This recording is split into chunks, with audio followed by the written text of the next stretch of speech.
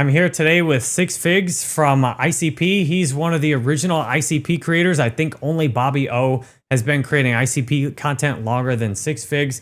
Here to talk about where are we going with ICP? What has your journey been like being an ICP creator and posting on crypto? How have you made it through when you were there in 2022? I mean, the price is just on average just gone down the entire time since then with a few pumps. Like what's that journey been like for you? And how much longer are you prepared to hang on with ICP? Yeah, man. That journey has been rough. I think everybody's felt it on the price. I think one of the biggest things here, though, is when DFINITY launched the ICP token, it was literally in the very beginning of the 2021 bear market. And within like 2 weeks to a month, Bitcoin even retraced like 50%. So it was just like really bad timing. And I've kind of kept that in the back of my head and realized that, okay, this was a terrible time to launch. We really haven't seen a very, dramatic price increase with the exception of that little run up we had last April, or excuse me, 2 years ago now, in April in 2024, where we hit that $20 ish range. Um, that's been the most exciting time as far as price is concerned. But I think, like, you know, once ICP sees a proper bull run, I think that they are in an absolutely incredible position right now as far as the technology that they've built, deployed. I think that we're going to see a lot of masses onboarding into the eco. And I think like Caffeine AI is going to probably play a significant role in that. Now they're talking about all these cloud engines and Mission 70 and things like that to help reduce inflation. I think even though we've seen the price depreciate quite a bit over the last few years, I think we're in the most best position that ICP has been in for the entire time I've been a part of this community. Well, that's really valuable information. As long as you've been here, like it's been a rough ride so far in terms of the price, but the reality underneath everything is stronger than it ever has been. And if we didn't look at price, I imagine from when you started in ICP to now, you'd think the whole project had progressed really well. Absolutely. Yeah, if price wasn't like something that everybody thought about and they just looked at what DFINITY has built, all the patents they've basically um, filed for, over 200 of them, they would see this as a very strong company, especially if you were looking at DFINITY as like the through the lens of like a private company, for example. You would see this as a very strong, well-positioned company that is really going to make some waves here in the cryptoverse. Um, you know, pending bull market. Yeah, and I really like how they've handled the governance too. Like a lot of these other coins, they sell quote governance tokens, but then they'll do the opposite of what the people voted on. And then you have to totally rely on them to implement it anyway. Like Mission 70 is a great example. Like DFINITY let the community and stayed out of the voting. They let the community vote. Like, do we want this or not? It seems, despite all they've done and all the patents, like they also really respect the community, which to me is that's a great sign. That's like a sign that I'm in the right place and that holding the token actually matters, even just for governance, let alone all the other stuff you can do with it. Right. I think that was a huge thing for DFINITY to do, was not to vote on Mission 70. They kind of remained this neutral entity and really put the community first, which was amazing. And I guarantee you 9 out of 10 times, probably higher, you wouldn't see that across any of the other foundations that are within the cryptoverse. So I think it was a very nice look for sure. Yeah, so where do you see things playing out from here?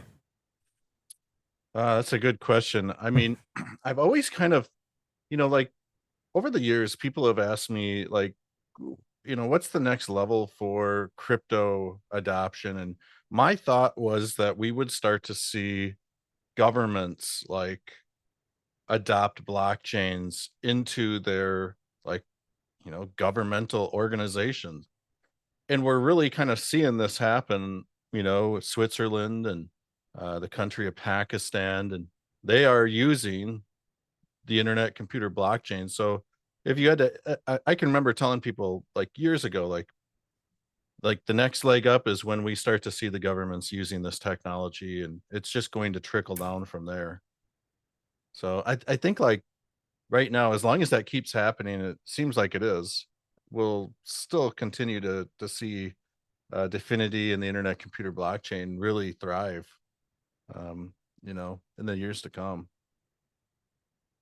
And I'm really excited that DFINITY now has profitable business models they've set up with Caffeine AI that can lead to people paying in US dollars and then DFINITY having to buy or use their own coins to burn ICP and then to, pay for the hosting, and the same setup with cloud engines. So they've literally got a system where they can take in regular revenue that results in burning ICP and having the network used, which that when you combine that with like governments pushing in too, I'm surprised people can't differentiate very well between they hear, well, institutional adoption and governments with other blockchains, but it's like, okay, all they're talking about is sending transactions. Like they're not talking about putting their website on the blockchain or the app, and that's a whole different thing than governments looking to use Caffeine AI to build out their infrastructure, and then they actually have to pay the hosting bill directly in ICP. Like that's exponentially higher usage, burn, and token utility. Yeah, I agree. It's definitely a huge thing. I mean, like you said, a lot of these partnerships between a lot of these other foundations, it's just a mere transactional relationship. And yeah, to actually have entities like governments using the blockchain, building on it, this opens up Pandora's box, because let's say these governments decide that, oh, now we're going to host voting on chain or something like that on the internet computer. Now you've got 20 million people in that country that will have to get an internet ID, learn about the internet computer, or whatever. And this is just an example. Um, but like the potential is what I'm trying to get at, to like mass onboard people, is huge.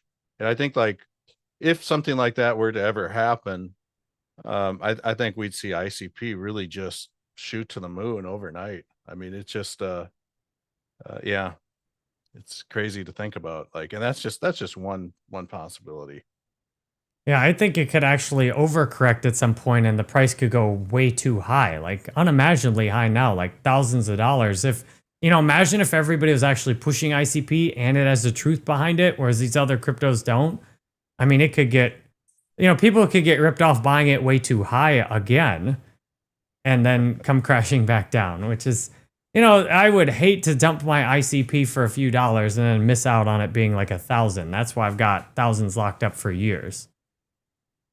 Yeah, yeah, that definitely could happen. It's always good to have some liquid on hand, to dump if you have to. I mean, if the price shot up to $200 a coin or something like that, I'm going to be selling a little bit of mine, and because the next bear market, I'm going to be able to double, quadruple my holdings when I buy back in.